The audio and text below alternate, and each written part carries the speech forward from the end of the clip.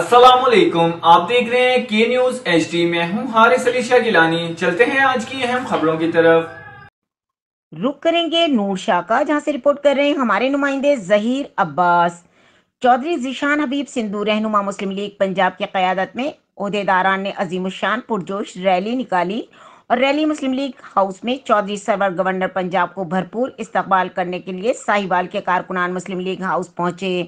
तफसीलात के मुताबिक इस मौके पर चौधरी जिशान हबीब सिंधु का कहना था कि चौधरी शुजात हुसैन हमारे कायद हैं, हम कारकुनान इनकी क़यादत में भरपूर इस्तकबाल करते हैं और चौधरी शुजात हुसैन और वाहिद लीडर हैं जो पाकिस्तान की तरक्की व बका और खुशहाली के लिए नुमाया किरदार अदा कर रहे हैं।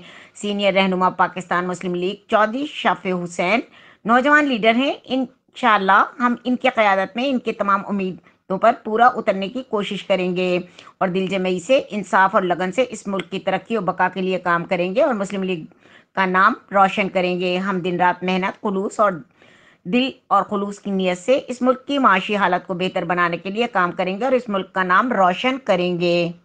मजीद खबरों और अपडेट्स के लिए हमारे साथ रहिएगा। तब तक के लिए अपना ख्याल रखिएगा। अल्लाह हाफिज।